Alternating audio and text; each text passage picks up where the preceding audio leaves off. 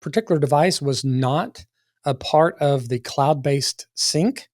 And I guess it was probably was a good thing because there were hundreds of thousands of pictures and videos and all kinds of stuff, pornography and very sexually explicit kind of photos and movies that were on that device.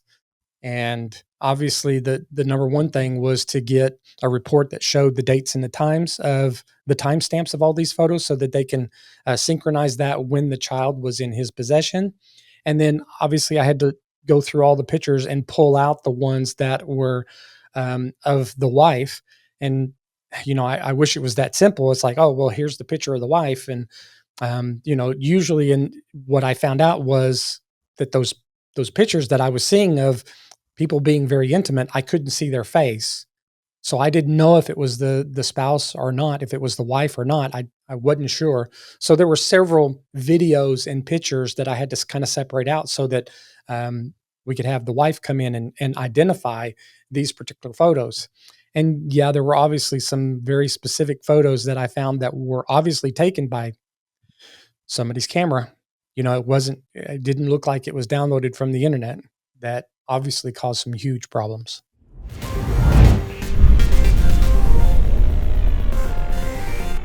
Hello, welcome to our podcast, Digital Forensics Redefined.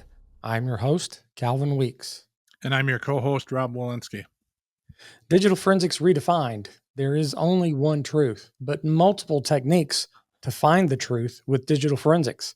We explored those various methods by examples of real cases and incidents where digital forensics was either used or not used, and how that affected the outcome. Calvin will be joining us remotely this week, but we'll certainly get to hear his voice again this week. What do we got in store for us today, Calvin? So, what I want to talk about is this shared access and how that impacts cases that we've kind of worked. Shared access, like you have one cloud-based account where it synchronizes whatever data you have on your computer and your cell phone and your tablet, and it's very commonly used among family members.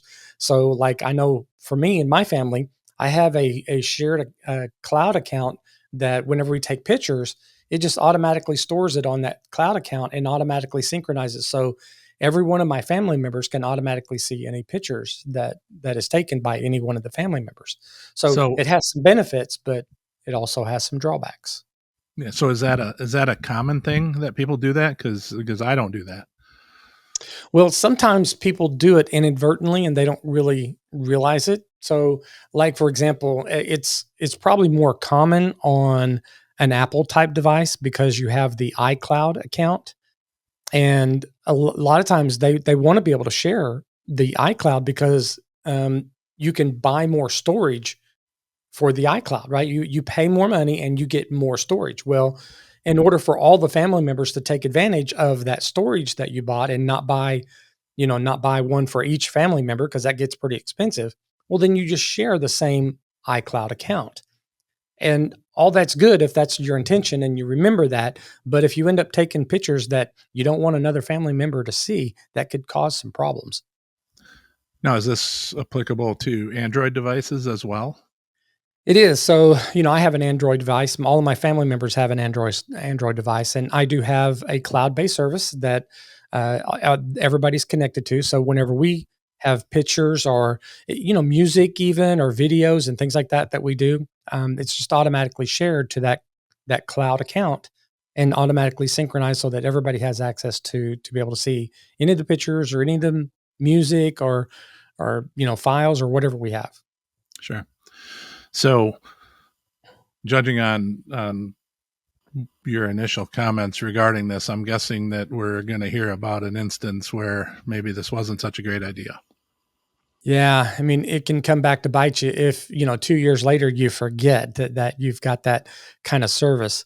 So I had a case where it was a divorce case, and I was working for the wife, and they had a child, and they had this automatic iCloud type of account where whenever somebody took a picture, it was automatically synchronized.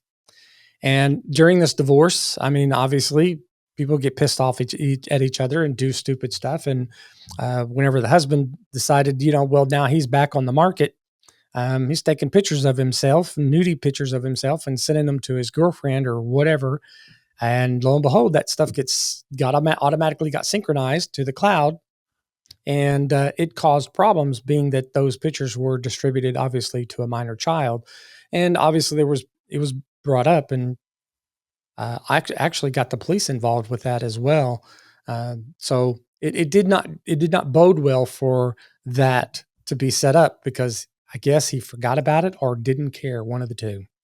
So what you're saying is that the images that he's uploading now that the divorce is in progress or finalized or whatever, he's taken images of himself, obviously sexual in nature, Yeah.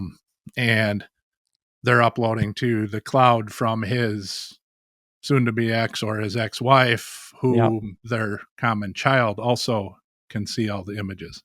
Correct. So the child had a phone, and obviously the wife and the husband all shared that same, cloud based account, so that whenever anybody took pictures, it was automatically distributed. And so obviously the wife, being either mean or vindictive, or rightfully so. I mean, you don't want those pictures being distributed to your child. So it was initially reported to police, but now that there's civil action of the divorce, that's where I was called in to investigate further, because there was obviously, uh, at the time, law enforcement investigation, they didn't understand how the picture got on there. They thought that the thought was that the father took those pictures and put them on his child's phone. And so the cops really didn't understand how did they automatically get there. And so I was brought in to investigate that, to find out exactly what was going on, and to find out what other images, what other pictures were, on that phone, that may or may not actually get to either the wife or the child. Sure. So there may, and in this case, it sounds probable that there wasn't any criminal intent per se, that his child necessarily see these photos or have access to them. It just out of sheer ignorance or oversight or just plain forgetting. There they Yeah, I are. mean that's my theory. I mean, that's what I believe. But of course, law enforcement, they were doing their own separate investigation, and they were obviously waiting for me to disclose what I know, what I was able to find out, so that they could continue their investigation. And obviously, all the information that I did find out, went to them. How they pursued it or what they did, not real sure. Even to this day, which we can explain why that is, but uh, Sure. not sure what direction they were going to go with that. Yeah. Maybe I phrased my last comment incorrectly. I guess absent the rest of the story, I mean, you certainly could have a similar scenario where there was criminal intent, Yeah, depending on the circumstances. Or you could have a scenario where there wasn't any criminal intent to show, adult nude yeah, images to underage kids. So, yeah, um, I guess a good learning point out of this scenario up to this point would be just that yeah. just it may be something other than what it initially seems. Yeah, and a lot of people, whether it's intentional or accidental, a lot of people don't necessarily realize, because they think it's a good idea, right? We all want to share the space, and they're thinking, well, if somebody else takes a picture on their phone, I'm not going to see it. But the way that works, it does happen that way. And like I said, whether you're committing a crime or just inadvertently, or sleeping around on your spouse, that's not a good idea to take pictures on a shared Sure. account like that. It could definitely get you in trouble. Well, I mean, in other you twist that scenario just a little bit. I mean, it might be a good idea as far as having the kid, because then the parents can see, what the kid's doing, and if he's taking Absolutely. anything inappropriate of the girlfriend Absolutely. or There whatever. you But go. Yeah. I yeah, it mean, certainly doesn't. what most people don't realize, when you have an underage child to begin with, underage meaning, under 18, So there's lots of teenagers could do this as well. And what they don't realize is when, guys and girls, they get together and it's like, haha, send me nudie pictures or whatever. I mean, that is actually manufacturing child pornography. And then they distribute it. Well, that's distribution of child pornography. And then when they want to let their buddies see it, well, now they're contributing to the delinquency of a minor. And then whenever their buddies want a copy of it, and then they share it with their buddies, now they're in distribution of child pornography. And even if they get it and they go, I didn't ask for this, they're at least in possession of child pornography. So teenagers, kids can get themselves in big trouble with a phone, doing the things that kids do. Well, how do parents keep up with that? Well, put it on a shared account. Whenever they take a Yeah. picture, you'll see it. Yeah. Well, I don't condone extramarital affairs, but the shared account obviously doesn't bode well in that regard. Yeah. Or even two consenting adults, Yeah. being a little creative in the bedroom or whatever, making video or whatever it is they do. Having the child on there can obviously create some Yeah. unexpected issues for them. Yeah. Yeah. It could be a double-edged sword, if you're not careful, for sure. And of course, that's what happened in this case. Obviously, once we found out, and I disclosed the facts, the forensics of what I determined on the mobile device. Well, then the wife that I was working for, she had a concern. It's like, well, okay, they were intimate, and did he take pictures of them while they were intimate, and does that exist even on other devices? So the attorney that was involved, they filed some motions to get copies, to have him turn over his devices to me to examine to see if there's any additional pictures, and specifically looking for, the primary concern was for the kid. Does the father do this on a regular basis? What other pornography pictures does he have, and was he doing it during the time that the child was, in his possession, and doing all that stuff? And of course, the wife was concerned that there may be some very intimate and private photos of her that he may have and inadvertently distribute that now that they're getting a divorce. Sure. So you're doing this just as for the divorce process, Right. and not necessarily knowing as the examiner what direction this thing's going to take, or whether this is intentional at all, or as Yeah. as you said, it could have went a variety of directions. Yeah, being former law enforcement, I mean, you've probably seen this as well. Whenever somebody's accused of, child molestation, child pornography, any of that kind of stuff, you hear this a lot in divorce cases. And when, we go and examine the devices and somebody's got, 10 pictures of some pornography, they're not a pedophile, right? More than likely, it's probably not a child, but it's probably a Lolita, somebody, some picture that looks like they're underage or whatever, and that they're really not into pornography, right? If you're talking about 10 pictures, that's nothing. Right. If you find somebody that's really into this, they're going to have thousands, tens of thousands, hundreds of thousands of these photos on their devices, because I mean, it's like an addiction. They're going to have it all over the place. And so whenever I work these divorce cases and those civil cases where that is involved, definitely the experience of my background being in law enforcement, I definitely understand. Is this just a spouse that's concerned, especially when there's a child involved, and they want to protect the child, and they're just thinking that they can get something over on their spouse to say, well, I'm going to get child custody, and I'm just going to say that you're a pedophile or that you look like looking at all these intimate pictures. And so I have to kind of separate that out on a civil case. I have to put that into context. Is it one picture? Is it, are there any pictures at all? And if they are, in what context are there? And you can tell whether or not somebody's browsing these, if they're copying these, if they're, what is it that's happening? Or is it just from, you know, the spam that you get? Because if you get emails and somebody actually opens it up, it's going to pop up a whole bunch of crap on your screen that you didn't intend. Well, that stuff is automatically copied to your computer, right? That's what we do in forensics. We got to separate that stuff out from the inadvertent pornography stuff from the intentional pornography stuff. Sure. Did the shared system that they were using here, the iCloud, I mean, did it cause any issues as your investigation progressed, or what? I mean, where'd it go from there? Well, obviously, when I got the computer, his desktop computer, that was the concern. Is that in that device, that computer, is it also included with that cloud based account? And what else is what other potential pornography images or whatever was on there?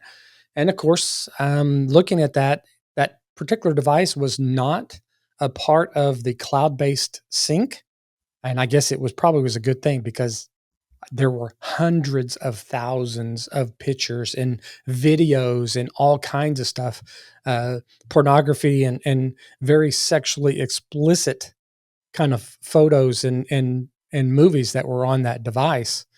And obviously, the number one thing was to get a report that showed the dates and the timestamps of all these photos, so that they can synchronize that when the child was in his possession. And then, obviously, I had to go through all the pictures and pull out the ones that were of the wife. And I wish it was that simple. It's like, oh well, here's the picture of the wife, and usually, in what I found out was that those pictures that I was seeing of people being very intimate, I couldn't see their face. So I didn't know if it was the spouse or not, if it was the wife or not. I wasn't sure. So there were several videos and pictures that I had to kind of separate out so that we could have the wife come in and identify these particular photos.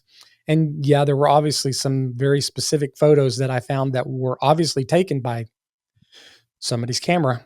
It didn't look like it was downloaded from the internet.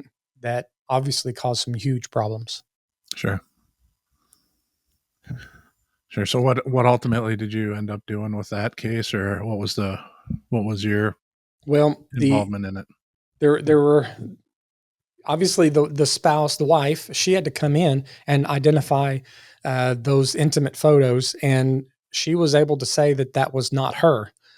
But there were some other photos that I found where, um, again, I didn't see a face. Most of the time when you're seeing this stuff, they're not really looking at faces. All Right. I saw was there was an animal, and obviously I saw private parts, and they were getting it on. And obviously I knew that this was not a commercial type, photo. This was something personal, and so those were included to see if she could identify, is this him? If is this the husband or not?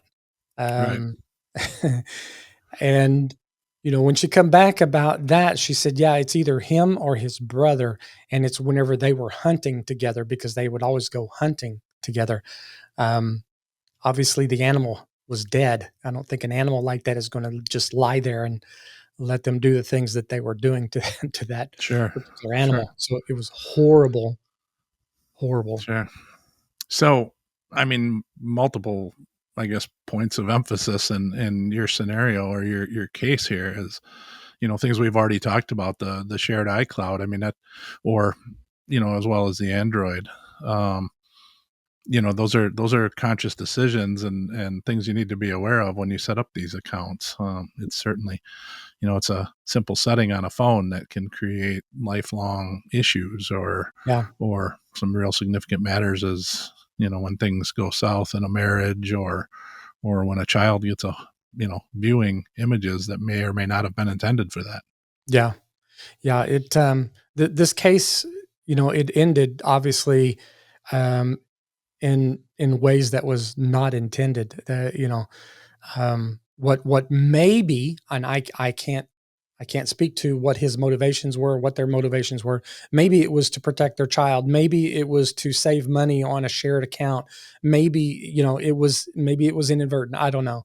But they set up that shared account, and it was working correctly for, you know, however many years that they had it set up. And maybe whenever he started the divorce proceedings or whatever was going on, maybe he forgot about all of that. And of course, one thing, in forensics, you pull on a string, you find something, and you start looking at things forensically. It can be pretty devastating to the people that you're investigating and not necessarily have the intentions of finding the things that you find. And the way that case kind of ended up once that information was released to the courts and it got back to him, and it was very quickly. That same day, he committed suicide. And so that case was kind of over at that particular point in time. So it's pretty devastating whenever you inadvertently set up an account like that, get into a divorce, or even just arguments, or not realizing the impact that when you do stupid stuff, stupid things happen. Right. Sure. Okay. Anything else you wanted to add about that, or any other? No, Thanks. that's pretty much that story. I've had others similar kind of outcomes as far as for finding, um, photographs and things, but not anything as serious as involving animals and suicides and things like that. So that gets pretty dramatic pretty quickly. But I thought that was pretty impactful, and wanted to make sure that we brought it up with our podcast, so that some of the stuff is very serious that we do. Sure. And make sure you understand what you're doing when you even if you consciously do that, what potential ramifications could be, or if you're not technologically advanced or whatever, you may or may not realize it's settings and things like that if need to Yeah, be changed, or if your lifestyle changes or something like that. So yeah, even just simply remembering to maybe make some changes, if unfortunately you have to go through the divorce process. I mean, just simply to protect yourselves and not create more issues, especially when a child's involved or whatever. There's a number of things here we could take from this. yeah, yeah. There's a lot of things that we could. Well, we want to thank everybody for joining us this week on this episode of Digital Forensics Redefined podcast. Please join us next time for a new episode to help you find the truth in data with digital forensics. Take care. Thanks for joining our podcast this week, brought to you by Defense Forensic, where we find the truth in data. And before you go, please make sure to click that subscribe button and post any comments you may have about this week's episode below. Also, check out our website at defenseforensic.com for more information on the services available for individuals and organizations that require expert analysis of digital evidence. And once again, thanks for watching, and join us next week for a new episode. And remember, the truth is out there.